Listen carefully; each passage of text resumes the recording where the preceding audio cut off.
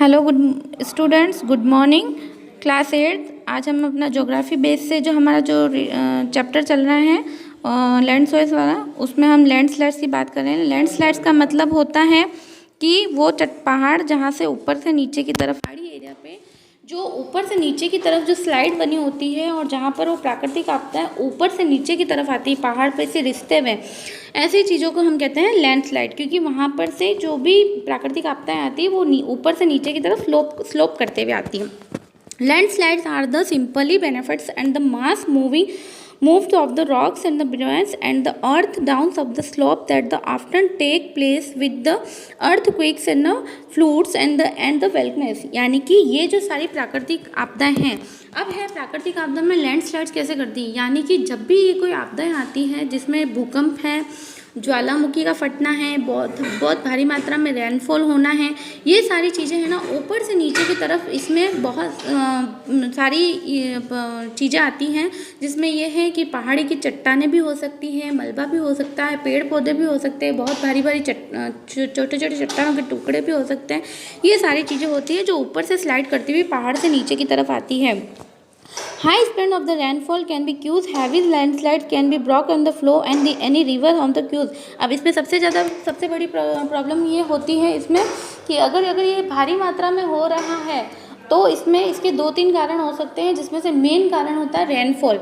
Rainfall में ये होता है कि अगर भारी मात्रा में बारिश हुई है तो उसमें सबसे ज़्यादा केस रहता है ये चीज़ आने का। तो जब ये ऊपर से नीचे की तरफ इतना सारा मलबा आता है, पहाड़ी चट्टानों के टुकड़े आते हैं,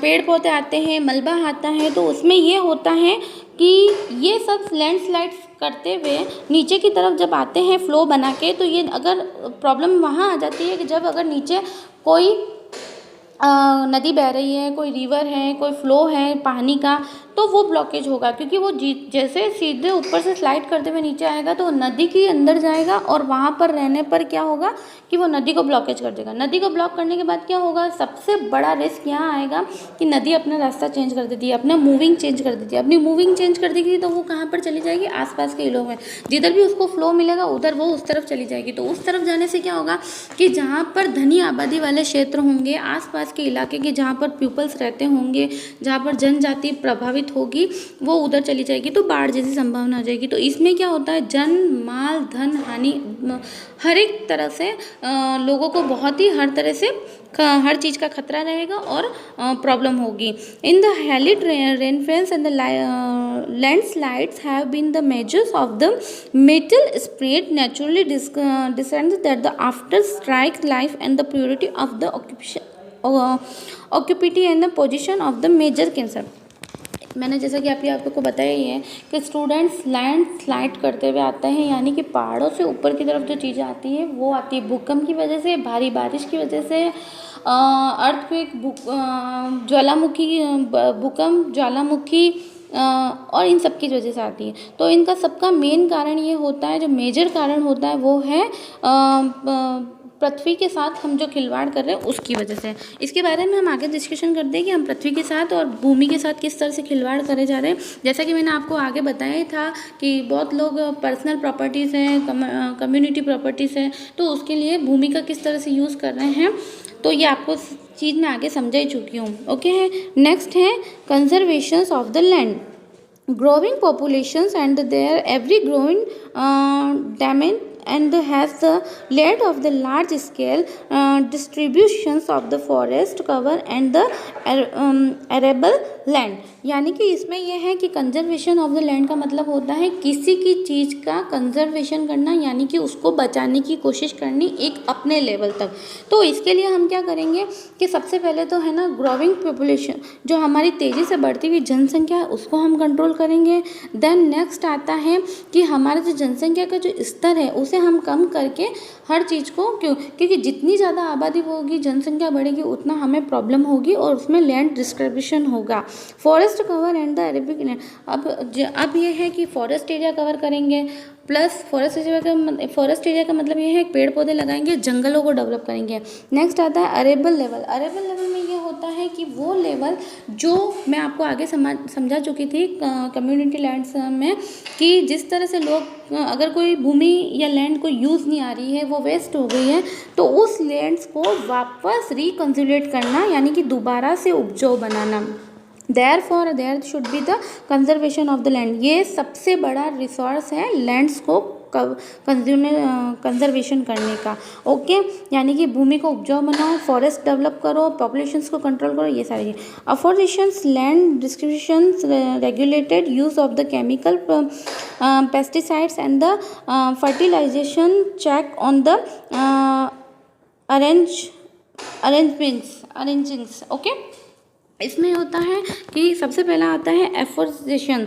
एफोरेस्टेशन में मतलब ये आता है कि आप, इसका मतलब मैं आपको ये बता सकती हूँ कि सबसे पहले हमें क्या है कि खेती बाड़ी को डेवलप करना है, खेती बाड़ी को डेवलप करना है, और हमें लैंड के डिक्लेमेट्स को, यानी कि अब मैं आपको बताती हूँ कि जो हमारी फॉरेस्ट हमें डेवलप करना है, जंगल डेवलप करने हैं, खेती को जो जो हमारी जो लैंड है उसे रिकंसोलेट करना है, यानी कि उसको दोबारा उपजाऊ बनानी है। और उसके बाद में ये होता है कि बड़े पैमाने पर जो हमारी खेती बाड़ी होती है एग्रीकल्चर लैंड्स में, तो उसमें ये होता है कि जो हम खेती बाड़ी करते हैं उसमें जो हमारे खेती बाड़ी से सेफ्टी के लिए जो छोटे छोटे कीड़े मकोड़े होते हैं और जो कीटाणु होते हैं, उनको हम खेती बाड़ी को बचाने के लिए जब हम उनके लिए जो फर्टिलाइज़र यूज़ करते हैं, वो हमें पता नहीं होता है कि कितनी मात्रा में कितना यूज़ करना है, बस उसको सेफ्टी के तौर पर यूज़ कर लेते हैं। लेकिन आपको ये पता नहीं होता है कि उसकी वजह से लैंड्स की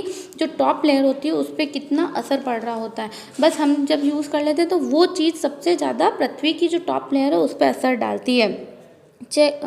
okay, these are the some common method use of the, तो ये भी हमारे लैंड रिकंजर्वेशन में लिए बहुत ही उपयोगी होती है। ये हमारा एक रिसोर्स है जिसको हम कम करके भी ये करें, क्योंकि खेती बाड़ी में जितना भी हम अगर है ना फर्टिलाइज़र यूज़ करेंगे, तो अगर उसकी लिमिटेशन नहीं होगी तो उतना ही हमारी लैंड की लेयर्स पे असर पड़ेगा, उसकी उपजाऊ क्षमता पर भी असर पड़ेगा, और इसकी वजह से भी ये सारी चीज़ें डेवलप हो जाती हैं। उसके बाद आता है हमारा next point, precautions against landslides, यानी कि हमें हमारे क्या प्रिकॉशंस यूज़ करने हैं लैंडस्लाइड्स के अगेंस्ट। तो सबसे पहले आता है हेरास मैपिंग में आता है locates area prones to the landslides, such areas should be avoiding for the building settlement, यानी कि इस पे ये आता है कि जो एरिया फॉरेस्टिंग के यूज़ होता है, एग्रीकल्चर भूमि के लिए यूज़ होता है, खेती बाड़ी की यूज़ होता है, उन एरियाज़ पे हम लोग दिन ब दिन बिल्डिंग्स बनाए जा रहे हैं, कमर्शियल एरियाज़ यूज़ किए जा रहे हैं, वो चीज़ स्टॉप करनी पड़ेगी, और जितना हो सके उस चीज़ को स्टॉप करना पड़ेगा।